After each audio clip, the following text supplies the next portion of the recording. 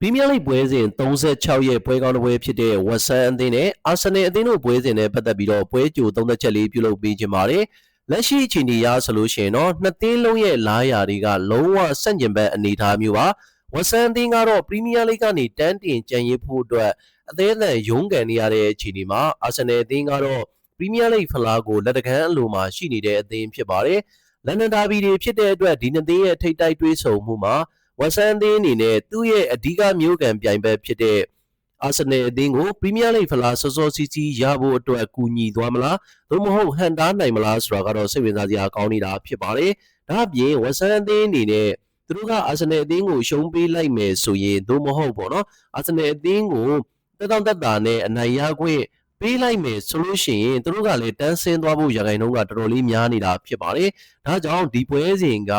အာဆင်နယ်အသင်းအတွက်ကောဝက်ဆမ်အသင်းအတွက်ကောအရန်ကိုအရေးကြီးနေတာဖြစ်တဲ့အတွက်ဝက်ဆမ်အသင်းအနေနဲ့သူတို့အသင်းတန်းတင်ကြံရစ်ဖို့အတွက်အသေးအံရုန်းကန်မဲ့ပွဲစဉ်လက်ကျန်3ပွဲမှာအာဆင်နယ်အသင်းနဲ့ဆုံတွေ့နေတာကအာဆင်နယ်အသင်းတို့ကတော့နည်းနည်းလေးတော့စိုးရင်စရာတော့ကောင်းပါတယ်။များသောအားဖြင့်ကတန်းစင်းစုံထဲမှာရှိနေတဲ့အသင်းနဲ့ဖလားရဖို့အတွက်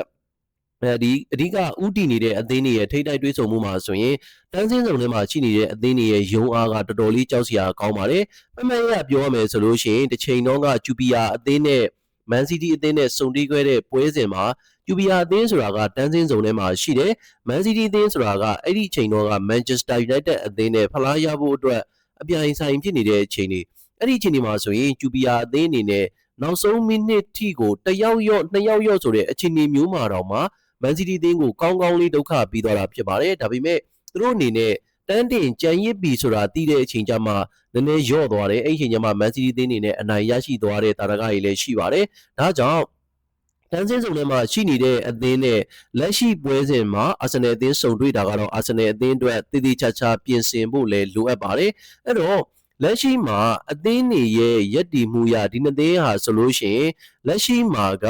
ဝက်ဆမ်အသင်းဟာဆိုလို့ရှိရင်အဆင့်18မှာရက်တည်နေပြီးတော့35ပွဲကစား36မှတ်သာရရှိထားတာဖြစ်ပါတယ်။တန်းစင်းစုံထဲမှာရှိနေတာဖြစ်တဲ့အတွက်လာမယ့်နှစ်မှာပရီးမီးယားလိဂ်ကနေတန်းဆင်းသွားဖို့အတွက်ကတော့ဝက်ဆမ်အသင်းကတော်တော်လေးကိုဒီအလေးတာနေရလို့တော့ပြောလို့ရတယ်ပေါ့ဗျာ။ဘာကြောင့်လဲဆိုတော့လက်ရှိမှာဆိုရင်တန်းဆင်းဖို့အတွက်ခွင့်ရင်းများနေတဲ့အသင်းက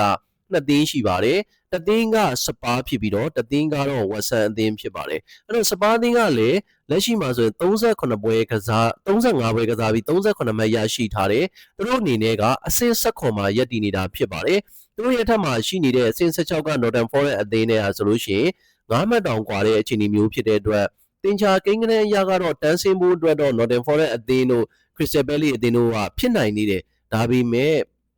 ့သူတို့ရဲ့လက်ရှိခြေစွမ်းရဆိုလို့ရှိရင်တော့စပါးအသင်းနဲ့ဝက်ဆမ်အသင်းကတော့တန်းဆင်းမှုရာခိုင်နှုန်းအများဆုံးလို့ပြောလို့ရပါတယ်။အဲ့ဒီအခြေအနေမှာစပါးအသင်းကလည်းလက်ရှိအခြေအနေအရ3ပွဲမှာဆိုလို့ရှိရင်သူတို့က Leeds United အသင်းနဲ့ကန်ရမယ့်ပွဲစဉ်ရှိတယ်။လန်ဒန်ဒါဘီဖြစ်တဲ့ Chelsea အသင်းနဲ့အဝေးကွင်းမှာကန်ရမယ့်ပွဲစဉ်ရှိတယ်။ဒါ့အပြင် Everton အသင်းနဲ့ပွဲစဉ်ရှိတယ်။အဲ့ဒီပွဲစဉ်3ပွဲမှာဆိုရင်သူတို့ရဲ့စပါးအသင်းရဲ့အဓိကခက်ခဲမဲ့ပြိုင်ဘက်ကတော့ Chelsea အသင်းနဲ့ပွဲစဉ်ဖြစ်မယ်ပေါ့ဗျာ။ဒါပေမဲ့စပါးသင်းရဲ့လက်ရှိနီးပြသည့်ရဲ့လက်အောက်မှာပုံစံကောင်းတွေပြန်လဲပြသနေတဲ့အခြေအနေမျိုးမှာဆိုရင်တော့တန်းစင်းစုံရုံအားကြောင့်အဲ့ဒီပွဲစဉ်3ပွဲလုံးက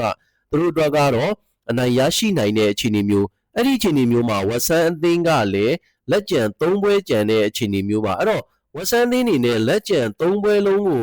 ကန်ဖို့အတွက်ဆိုရင်ပြီးခဲ့တဲ့ပွဲစဉ်တုန်းက Bradford အသင်းကိုအဝေးကွင်းမှာ3-0နဲ့ရှုံးနိမ့်ခဲ့တာကတော့တော်တော်လေးအခြေအနေဆိုးခဲ့တဲ့နေရာမှာပါတယ်ပေါ့ဗျာအဲ့ဒီမှာ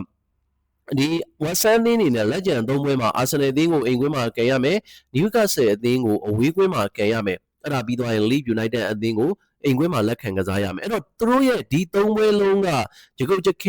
လုံးဝကိုအနိုင်ရမှသာတန်းတင်ကြံရစ်ဖို့အတွက်ကအခြေအနေကောင်းမဲ့အနေထားပါဒါကြောင့်လက်ရှိစုံတွေ့နေတဲ့အာဆင်နယ်အသင်းနဲ့ပွဲစဉ်မှာသူတို့ကမဖြစ်မနေအနိုင်ရရှိအောင်စွမ်းဆောင်မှရမယ့်အခြေအနေမျိုးတည်ကြရင်တော့သူတို့ကတန်းဆင်းမှုရာခိုင်နှုန်းများသွားပြီလို့ပြောလို့ရတယ်ဒါကြောင့်ဒီပွဲစဉ်ကတော့တကယ်ကိုစိတ်ဝင်စားစရာကောင်းနေတာဖြစ်ပါတယ်။တစ်ဖက်ကအာဆင်နယ်အသင်းကြောင်းပြန်ပြီးတော့ဆက်ရမယ်ဆိုရင်အာဆင်နယ်အသင်းကလက်ရှိမှာအဆင့်1မှာချန်ပီယံဖလားရဖို့အတွက်ပရီးမီးယားလိဂ်ချန်ပီယံဖြစ်ဖို့အတွက်သူတို့ကကိုယ့်ရဲ့လက်ထဲမှာကိုယ့်ကံကြမ္မာကိုဖန်တီးခွင့်ရှိနေတယ်။သူတို့အနေနဲ့မန်စီးတီးအသင်းရဲ့ကွင်းမှာသွားရောက်ကန်တော့က2-1ဆိုတဲ့ရလဒ်နဲ့ရှုံးနိမ့်ခဲ့တာဖြစ်တဲ့အတွက်သူတို့က Man City အသင်းကိုခွင့်ရေးပေးခဲ့တယ်ဒါပေမဲ့ Man City အသင်းကပြီးခဲ့တဲ့တစ်ပတ်ပွဲစဉ်တုန်းက Everton အသင်းကို 3-3 နဲ့တည်ကြခဲ့တယ်ဒီလိုနေထားကြောင့်သူတို့နှစ်သင်းရဲ့ရမှတ်တူအခြေအနေကနေပြီးတော့လက်ရှိမှာ Arsenal အသင်းက35ပွဲကစား86မှတ်ရရှိထားတယ် Man City အသင်းက34ပွဲကစား Arsenal အသင်းထက်တပွဲရော့ကစားပြီးတော့82မှတ်သာရရှိထားတယ်အဲ့တော့လက်ရှိအခြေအနေအရကArsenal အသင်းနဲ့ Man City အသင်းရဲ့ကြားထဲမှာ9မှတ်ကွာခြားနေတယ်ဒါကတော့ Man City အသင်းနဲ့ Brentford အသင်းပွဲစဉ်မတိုင်ခင်လောက်ထားတဲ့ဗီဒီယိုလေးဖြစ်ပါတယ်အဲ့တော့ Man City အသင်းနဲ့လက်ရှိ Arsenal အသင်းက9မှတ်ကွာအခြေအနေဖြစ်တဲ့အတွက်သူတို့ရဲ့လက်ထဲမှာတကယ်လို့ Man City အသင်းက Brentford အသင်းကိုအနိုင်ရရှိတယ်ပဲထောင်း Arsenal အသင်းရဲ့လက်ထဲမှာ2မှတ်တောင်ကျန်သေးတယ်အဲ့တော့2မှတ်ကွာနေတဲ့အခြေအနေမျိုးကြောင့် Arsenal အသင်းကအရန်ကြီးဖိအားများတဲ့အခြေအနေမျိုးတော့မဟုတ်ပါဘူးဒါပေမဲ့ဘယ်လိုဖြစ် West Ham အသင်းနဲ့ပွဲစဉ်မှာသူတို့တည်ကြသွားခဲ့မယ်ဆိုရင်ဂိုးကွာခြားချက်နဲ့ဒီနှစ် Premier League အလားကြီးကပြိုင်ဆိုင်မှုကပိုပြီးတော့ပြင်းထန်အောင်မှာတစ်ချိန်လုံးက Man City နဲ့ Manchester United တို့ရဲ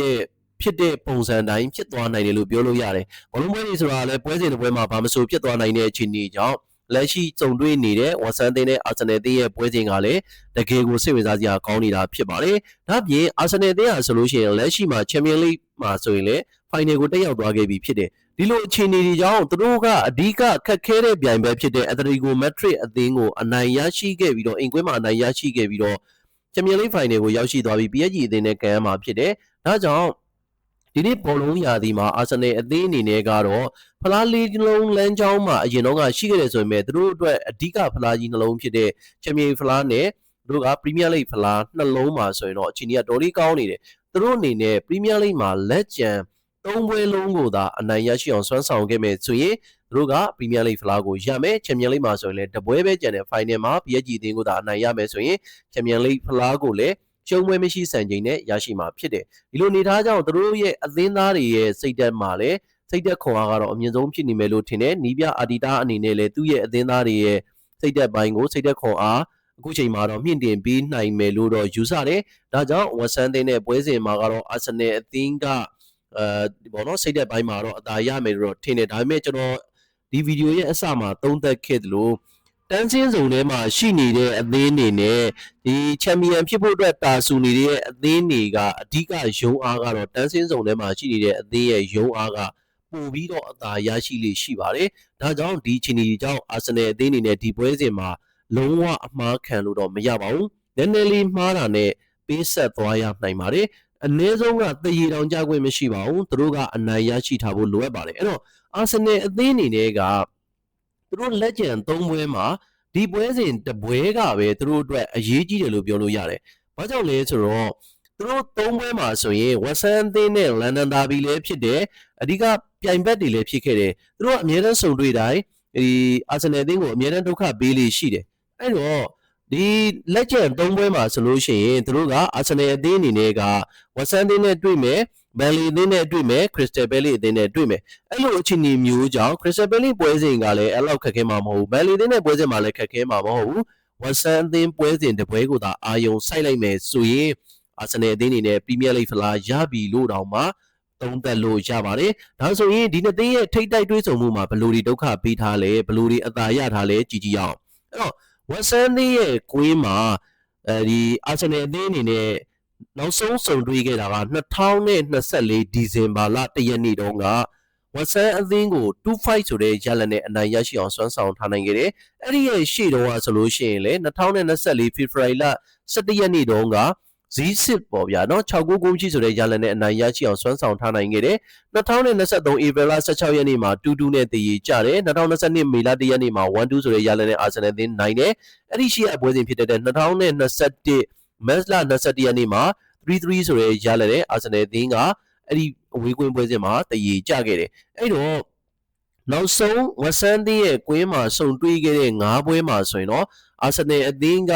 လုံးဝရှုံးပွဲမရှိထားပါဘူးအမြင့်ဆုံးအနေနဲ့ဝက်ဆန်အသင်းကအာဆင်နယ်အသင်းကိုတရေသာခံနိုင်ခဲ့တယ်အဲ့ဒီမှာဂိုးပြတ်ရှုံးပွဲဆိုတော့2-5တို့ Z6 တို့အဲ့လိုပုံစံမျိုးတွေတော့ရှုံးနေခဲ့တာဖြစ်တယ်ဒီလိုအခြေအနေတွေကြောင့်ပေါ့နော်ဒီ